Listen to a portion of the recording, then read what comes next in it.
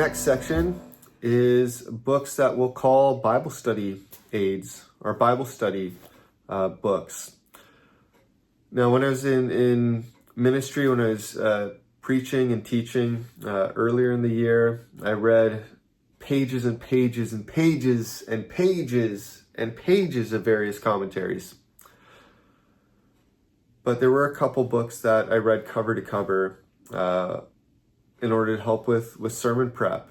And I wanted to share two of those that I read cover to cover as I was preparing to preach. The first one is this one, From Famine to Fullness, the Gospel According to Ruth. This is a book from a series of books called The Gospel According to the Old Testament. And they really give a helpful theology of different books of the Bible, books of the Old Testament, or sections of the books, sections of books. I wouldn't consider them full-out commentaries. Some do walk the reader through a chapter of the Bible. This book does that for the main part. This is on Ruth. I was preaching through Ruth in the fall of 2025. But he spends time dealing with other themes and motifs that come up in the book of Ruth. This series has study questions at the end. It can be used for a Bible study, something like that, or just your own devotional time. But great read, very helpful, very down to earth. It's a pastor writing almost in a sermonic way at times. So From Famine to Fullness, book on the book of Ruth. And then in the same vein, I read this book right here, Unceasing Kindness, A Biblical Theology of Ruth by Peter Lau and Gregory Goswell. This is a book that's in the series of books called New Studies in Biblical Theology. I have loved the books that I've read from that series, and I absolutely loved this book. What the authors do is basically take different themes or motifs from the book of Ruth, and they trace that theme throughout the Bible. And what that did for me was really enrich my understanding of aspects of the book of Ruth as I was preaching it. For example, what do we make of the famine? The book of Ruth starts with there's famine in the land. Well, how else does the Bible, specifically the Old Testament, speak about famine and how we're to respond to famine? That was really helpful for me as I was thinking through passages and developing sermons. They also spent some time discussing where the book of Ruth is located in different orders of the Old Testament. In the English Bible, it's, of course, after the book of Judges, and that thematically fits because Ruth happens in the book of Judges. In some Old Testament collections, Ruth happens, or Ruth is located right after the book of Proverbs. So you have the Proverbs 31 woman, followed by the book of Ruth, seemingly as the example of the Proverbs 31 woman. Anyway, I don't want to get into the weeds. Read this book. It is fairly academic. It will stretch you. It stretched me, but it's well worth it because it is very enriching. Now, our next section is biography, a biography or memoir. I've really enjoyed reading biographies. I hope to read more, and I was able to read a number of biographies or memoirs in 2025, and that was really enriching, really, really wonderful. I really enjoyed it. And we started off biographies with this book right here, J.R.R. Tolkien, The Mind Behind the Rings by Mark Horn. So very short, very basic introduction to Tolkien, yet it gets the basics of his life down. What the author's trying to do is basically show how different parts or different experiences that Tolkien went through shaped his writing, particularly in the Lord of the Rings trilogy. It's helpful that he offers a bibliography at the end.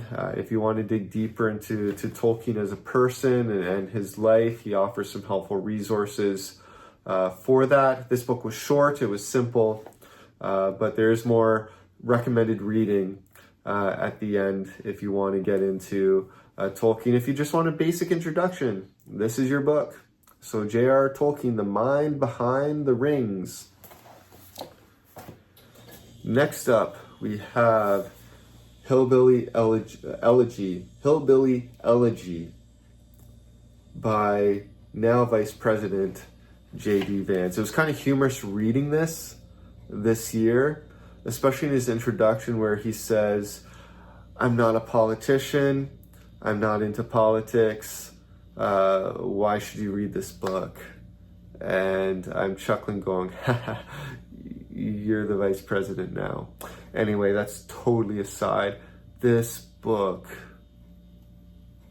is moving. It's hard to read at times. It's sad and beautiful and leads to all different emotions, because JD's telling the story of his life growing up in Rust Belt, Ohio, impoverished town, raised by his grandparents, because his mom was wrestling with addiction for much of her life, much of his growing up years. And it is raw and it is emotional. It is well worth the read. He says in his introduction that his hope is that people can just understand people better. And he does a good job of helping the reader understand the mindset of someone who grew up like he did. Moving, like I said, moving, raw, beautiful, wonderful, tough read in many ways, but a good read. And then we have Memoirs of an Ordinary Pastor by D.A. Carson. This is D.A. Carson writing the story of his father as a pastor and church planter in Quebec, and the joys and sorrows, struggles of that. I did a video review of this. I'll drop that in the description below as well. Beautiful, moving, one of the best endings to a biography that I've come across. Great little book. And then last, we have this book right here, Reformation Women by Rebecca Van Duderwoord. If you're at all familiar with church history, you know Martin Luther, you know John Calvin, you perhaps know Katerina van Bora, Martin Luther's wife, but you don't really know a whole lot of other women. And what Rebecca Van Duderwoord does in this book is write short biographies of 12 women who God used in powerful ways in the time of the Reformation. Some of them were married to reformers. Some of them were princesses. Some of them were married to monarchs. Some of them wrote theological treatises themselves. So this is a wonderful book that's really fills in a missing gap. The missing gap of how the stories of how God has used women and did use women in wonderful ways for his church and for his glory, in this case, in the time of the Reformation. Reformation Women, Rebecca Van Duderwoord, a great little book to read as well. All right, guys, we're almost there. 2 more nonfiction books that I read in 2025. The first of them being The Viking Heart by Arthur Herman. This was a book that I picked up at an independent bookstore a year and a half ago, perhaps, and I eventually just wanted something different, something lighter, something enjoyable to read. And so I picked this book up at the end of 2024, finished it in 2025, and it delivered on what I was looking for. Arthur Herman's a historian He writes wonderfully. The prose in this book, the storytelling are captivating, are engaging. He's basically trying to lay out from a historical perspective the impact that Scandinavians, that the Vikings have had on the world. And he does so by telling stories like William the Conqueror at the Battle of Hastings, and the development of the hamburger as Scandinavian, I believe Norwegian immigrants were immigrating to the US, and all they had with them was bread and ground beef, and so they fried the beef up anyway. That's an aside. He's trying to argue that Scandinavians have greatly impacted the world, and he stretches it a bit. Some of his arguments, you go, huh, really? And the end was a little disappointing because he's trying to lay out, determination and fortitude are characteristics of the Viking heart, and those characteristics are in all of us. The end. And it's like, really? But anyway, I loved this book. It was so fun to read. I enjoyed it. The Viking Heart, a history book that I read this past year. A great history book. I loved it. The last but not least in terms of non-fiction is the one, the only, the grandfather, the advice giver of today, 12 Rules for Life by Jordan Peterson. I got this book shortly after it came out, I believe in 2018, and I got to reading it this past year, and it was really, I'm not sure what the word is. It was good. I liked it. There were chapters that just stuck out to me. His chapter on parenting was really helpful. As a parent of 3 young kids, I found it helpful. His rule there is don't let your kids do things that annoy you, or don't let your kids do things that make you not like them, something like that. And he had helpful advice there. His rule, don't lie, or always tell the truth, or at least don't lie, was really helpful for me, really convicted me actually. He tells lots of stories. His format is really to tell all kinds of stories in the first 2/3 or 3/4 of a chapter, and then lay down his rule at the end of the chapter. It was good. It was helpful in many ways. Jordan Peterson, 12 Rules for Life. All right, we're moving on to the last category of books. We're almost there, almost at the end. The last category is fiction, specifically novels that I read in 2025. And the first of those was a novel called Guns of Thunder by Douglas Bond. Douglas Bond is a Christian author who writes mostly historical fiction, and Guns of Thunder was book 1 of a trilogy called the Faith and Freedom trilogy. It's set in pre-Revolutionary War America, in the American colonies, and it follows a family called the McKethy family who has immigrated from Scotland to the American colonies and find themselves caught up in rising tension between the British and the French, along with their Native American allies. And it boils over into conflict, into battles. The oldest son goes off to fight in one of these battles, 1 or 2 of these battles that take place. Along the way, we meet historical figures like George Whitefield and Jonathan Edwards. This family goes and hears these men preach.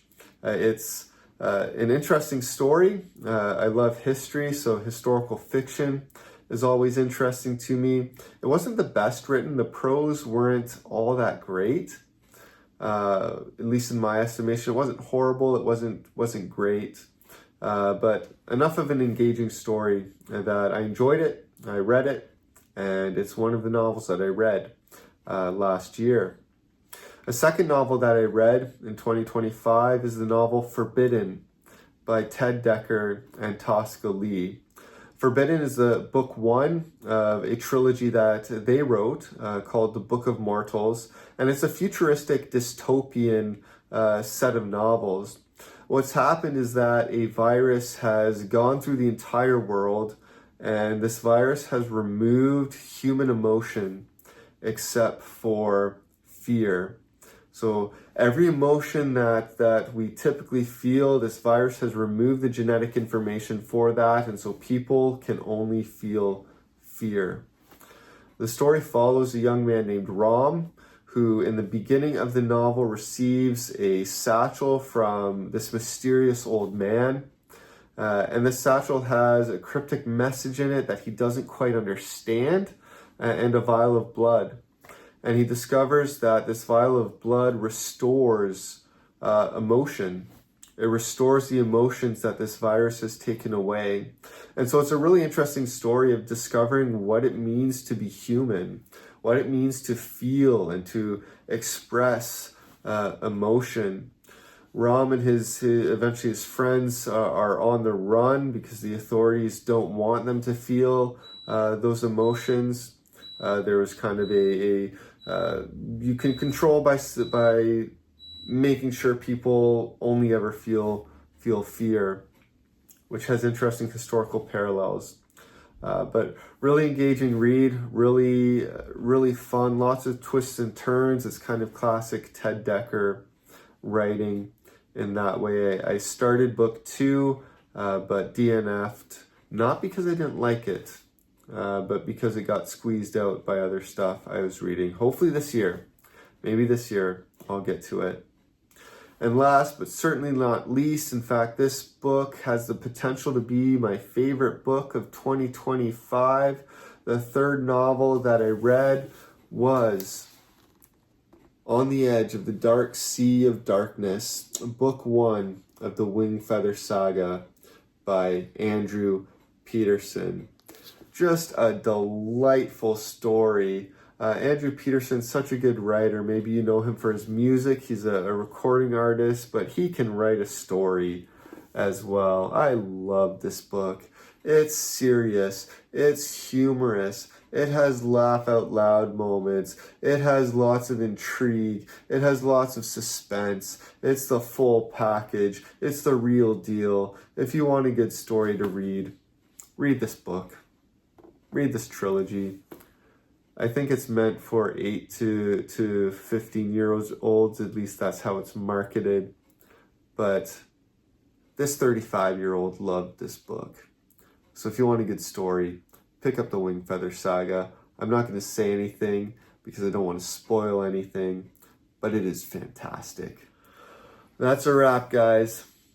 26 books that I read in 2025. Now I have the hard work of taking this list of 26 books and whittling it down to my top 5 picks, my top 5 favorite books that I read in 2025. I'm hoping to do that video, have that out for you soon. In the meantime, thank you so much for watching this video. Thank you so much for watching other videos on this channel. It means a lot. And I hope that it can inspire you to find good books, to read good books, to maybe challenge yourself to read books that maybe seem too deep or are maybe not the kind of book that you typically read. I need to be challenged in that way. If you have book recommendations for me, drop those in the comment section. Until next time, thank you so much. Like, subscribe. You can watch other videos on the channel, see what it's about, and we'll see you next time. Take care.